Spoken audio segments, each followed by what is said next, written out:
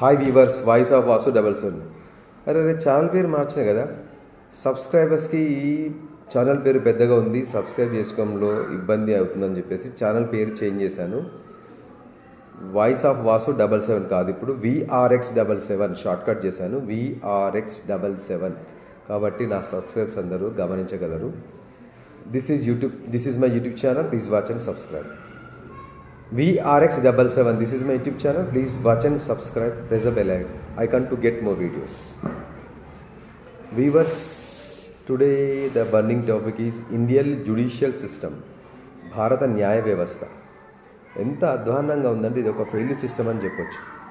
న్యాయం దొరకడం అనేది ఒక డ్రీమ్ లాంటిది అయిపోయింది మన దేశం లోపల. ఇన్ని చట్టాలు ఉన్నా సరే ఏదైనా అఫెన్స్ చేసి ఈజీగా తప్పించుకునేటువంటి మార్గాలు కూడా లొసుగులు ఉన్నాయి. ఆ లొసుగుల్ని పెట్టుకొని చట్టం నుంచి తప్పించుకునేటువంటి అవకాశం చాలా ఎక్కువగా ఉంది. ఎందుకంటే ఇప్పుడు మాతృదేవో భవ, పితృదేవో భవ, ఆచార్య దేవో భవ, తర్వాత అతిథి దేవో భవ. ఇప్పుడు విషయం ఎందుకు వచ్చింది ఈ టాపిక్ అంటే, రీసెంట్గా కర్ణాటక లోపల హంపి అనేటువంటి యునెస్కో హెరిటేజ్ సైట్ దగ్గర ఒక ఇజ్రాయెల్కి సంబంధించినటువంటి టూరిస్ట్ని అత్యాచారం చేసి ఆ తుంగా నదిలో పడేశారు. తనకు సపోర్టుగా వచ్చినటువంటి స్థానికంగా ఉన్న ఒక మహిళను కూడా అత్యాచారం చేసి ఆ ఇద్దరి శవాలని ఆ తుంగా నదిలో వేశారు. అదేవిధంగా నైట్ క్యాంపింగ్ చేయడానికి అక్కడ 5 మంది వెళ్ళారు. స్థానికంగా ఉన్నటువంటి 3 యువకులను తోడుగా తీసుకొని వెళ్తే స్థానికంగా ఉన్నటువంటి పోకిరులు వాళ్ళ మధ్య వాగ్వివాదం జరిగి వాళ్ళని ఇద్దరిని అత్యాచారం చేసి ఆ 3ని తుంగా నదిలో పడేశారు. ఆ 3రిట్లో ఒకరు చనిపోయారు మునిగి, ఇంకిద్దరు ఒడ్డుకు చేరుకున్నారు. అయితే వాళ్ళపైన కూడా రాళ్లతో దాడి చేసి చంపేశారు. ఎంత అమానుషకరమైనటువంటి సంఘటన జరిగింది. సభ్య సమాజం తలంచుకునే విధంగా ప్రపంచవ్యాప్తంగా ఈ విషయం వైరల్ అయిపోయింది. BBC కానీ, CNN కానీ, తర్వాత ఈ ద గార్డియన్ పత్రిక కానీ, లేకపోతే అల్ జజీరా ఇట్లాంటి పత్రికల లోపల ఇండియా పైన దుమ్మెత్తిపోసారు. మహిళలు ఒంటరిగా ఇండియాను విజిటింగ్ చేయడం అంటే టూరిస్టుకు వెళ్ళొద్దని చెప్పేసి సర్కులర్ కూడా జారీ చేశారు. అంటే ఎంత అవమానకరమైన పరిస్థితి ఉందో మన ఇండియా లోపల ఈ విషయాన్ని బట్టి అర్థమవుతుంది. ఢిల్లీలో నిర్భయ కేసు జరిగిన తర్వాత నిర్భయ చట్టం తీసుకొచ్చినా కానీ వినట్లేదు ఈ కామాంధులు. తర్వాత ఆంధ్రప్రదేశ్లో దిశ సంఘటన జరిగిన తర్వాత ఎన్ని చట్టాలు తీసుకొచ్చినా కానీ ఈ అత్యాచారాలు మాత్రం దేశవ్యాప్తంగా రోజు ఎక్కడో ఒకటి జరుగుతూ ఉన్నాయి. కోల్కతాలో డాక్టర్ పైన అత్యాచారం చేసి చంపేసినటువంటి వ్యక్తికి, అంటే ఈ అత్యాచారాలు, హత్యలు ఇవన్నీ చేసిన తర్వాత కూడా మేము తప్పించుకోవచ్చు అనేటువంటి ఒక తెగింపు ధోరణి ద్వారానే ఈ యొక్క నేరాలు ఈ విధంగా జరుగుతున్నాయని చెప్పేసి అర్థమైంది. అంటే ఇది ఒక మన న్యాయ వ్యవస్థ లోపల లోపమే కదా. ఒక అందుకు చూస్తే అరబ్ కంట్రీస్లో ఉన్నటువంటి షరియా చట్టమే కరెక్ట్ అనిపిస్తుంది. ఎందుకంటే అప్పుడు మానభంగం చేసిన వాడికి పురుషాంగం పనిచేయకుండా ఇంజెక్షన్ ద్వారా వాడికి శిక్ష విధిస్తారు. దొంగతనం చేసిన వాడికి నడి బజార్ లోపల చేతులు నరికేస్తారు. హత్య చేసిన వాడికి నడి బజార్లో కూడా రాళ్లతో కొట్టి కానీ, లేకపోతే ఉరిదీసి కానీ బహిరంగ ప్రదేశంలో కూడా శిరచ్ఛేదం లాంటివి చేసి అక్కడ నిందితులకు శిక్ష విధిస్తారు. అంటే శిక్షలు ఈ విధంగా ఉంటాయంటే నేరాలు కూడా తక్కువ జరిగేటువంటి అవకాశం ఉంటుంది. మరి మన దగ్గర ఒక శిక్ష జరిగినాక ఆ శిక్ష పైన ఉన్నటువంటి నిందితులకు శిక్ష పడడానికి సంవత్సరాలు గడిచిపోతుంది. ఒకవేళ కర్మగాలి అతనికి శిక్ష పడిందంటే డిస్ట్రిక్ట్ కోర్టు నుంచి సెషన్ కోర్టు నుంచి హైకోర్టుకి సుప్రీంకోర్టు తర్వాత కూడా రాష్ట్రపతి క్షమాభిక్ష, ఇన్ని అవకాశాలు కల్పిస్తున్నారు. ఇప్పుడు డిస్ట్రిక్ట్ కోర్టులో కూడా కేసుకు జడ్జి తీర్పిచ్చిన తర్వాత దాన్ని మళ్ళీ హైకోర్టుకు అప్పీల్ చేసుకుంటారు. అంటే ఈ జడ్జి ఈ డిస్ట్రిక్ట్ కోర్టు ఇచ్చిన తీర్పు తప్పైనట్టే కదా. ఇంకో అవకాశం హైకోర్టులో ఇస్తాడు, మళ్ళీ అక్కడ 3-4 years గడుస్తాడు, మళ్ళీ సాక్ష్యాధారాలు తారుమారు చేసి, అంటే ఈ కోర్టు ఇచ్చిన తీర్పుని ఇంకో కోర్టులో సవాల్ చేయడం అనేది ఎంతవరకు సమంజసం. మళ్ళీ హైకోర్టు తీర్పిస్తే కూడా సుప్రీంకోర్టులో కూడా మళ్ళీ కేసుని ట్రాన్స్ఫర్ చేసుకొని అక్కడ వాదిస్తారు. అక్కడ కూడా తీర్పిచ్చిన తర్వాత రాష్ట్రపతి క్షమాభిక్ష కోసం కాంగ్రెస్ పార్టీ గవర్నమెంట్ అప్పుడు ఉన్నప్పుడు ప్రతిభా పార్టీలు ఎంతమంది నేరస్తులకు క్షమాభిక్ష ప్రసాదించిన విషయం కూడా తెలుసు నీకు. రాష్ట్రపతి పదవికి కలంకం తీసుకొచ్చినటువంటి వ్యక్తి ప్రతిభా పాటిల్. అంటే ఇండియన్ యొక్క జ్యుడిషియల్ సిస్టమ్ ఇంత అధ్వానంగా ఉంది. సివిల్ కేసులు అట్లే ఉన్నాయి, క్రిమినల్ కేసులు అట్లే ఉన్నాయి.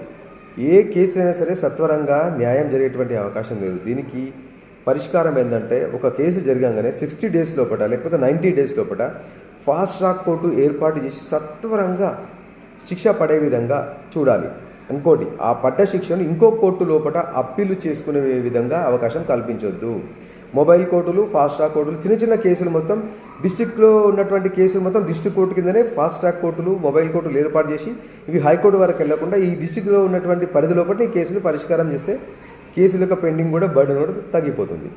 140 కోట్ల జనాభా ఉన్నటువంటి దేశానికి వేల మీద లెక్క పెట్టే కోర్టులు, జ్యుడిషియల్ సిస్టము, ఈ న్యాయ వ్యవస్థ, చట్టంలో ఉన్నటువంటి లొసుగుని అవకాశంగా తీసుకొని ఇంకో విషయం సమాజానికి మెయిన్ ఎఫెక్ట్ చూపిస్తుంది సినిమాలు. ఎట్లా అంటే ఇండియాలో ఉన్నటువంటి యొక్క సంపదను కొల్లగొట్టి చైనాకు అమ్ముకునేటువంటి గంధపు చెక్కలు స్మగ్లింగ్ చేసేవాడు తగ్గాదాలి అంటాడా, వాడు హీరో. అదే సినిమా లోపల ఐపీఎస్ చేసేటువంటి ఒక పోలీసు అధికారి విలన్. ఎంత దౌర్భాగ్యంగా చూపిస్తున్నారు. రీసెంట్గా ఇంకో విషయం తెలిసింది ఏంటంటే ఢిల్లీ లోపల ఒక సంఘటన జరిగింది. ఒక బ్యాంకును లూటీ చేశారు. ఆ కేసు ఇన్వెస్టిగేషన్లో భాగంగా మీరు ఏ విధంగా లూటీ చేశారు అంటే ఒక సినిమా చూసి ఇన్స్పైర్ అయ్యి ఆ బ్యాంకు లూటీ చేశామని చెప్పారు. అంటే సినిమాలు సమాజాన్ని ఎటు తీసుకెళ్తున్నాయి. నా పేరు శివ అనేటువంటి సినిమా చూసి ఇంకోడు అత్యాచారం చేసి శవాన్ని ముక్కలు చేసి సాక్ష్యాధారాలు దొరకకుండా ఎలా తప్పించుకోవాలో, అంటే సినిమాలు ఇలాంటి నేరాలు చేయడానికి ఉపయోగపడుతుంది, సమాజం పైన గట్టి ఎఫెక్ట్ చూపిస్తున్నాయి.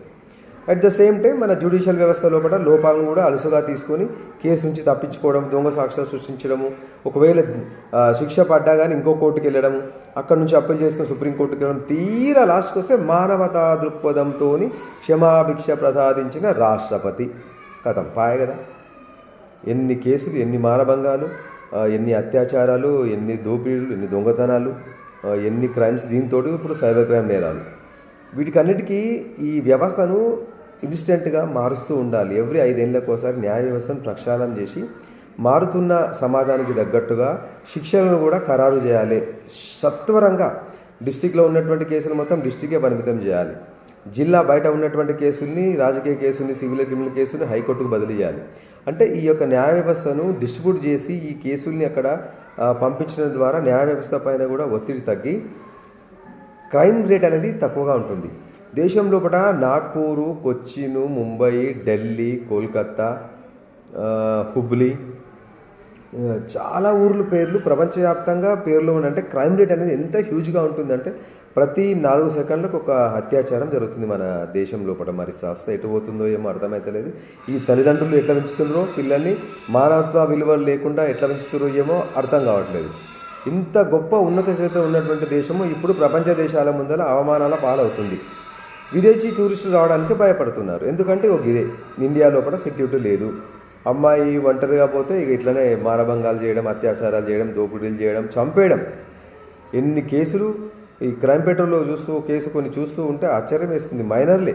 రీసెంట్గా నంద్యాల, కర్నూలు డిస్టిక్లో కూడా 4 మైనర్లు కలిసి 8th క్లాస్ అమ్మాయిని మానభంగం చేసి శవం దొరకకుండా మరి కాల్ చేసిండ్రో పూర్తి చేసిండ్రో అది ఎక్కడ తెలియకుండానే పోయింది.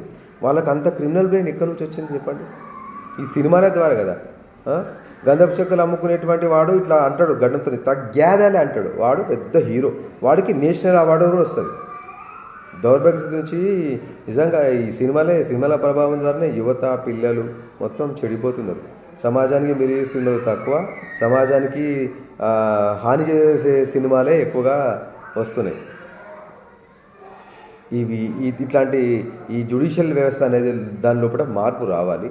కేసులు సత్వరంగా పరిష్కారం చెంది తొందరగా ఫాస్ట్ ట్రాక్ కోర్టులు, మొబైల్ కోర్టులు ఏర్పాటు చేసి తొందరగా శిక్ష పడే విధంగా ఉండాలి.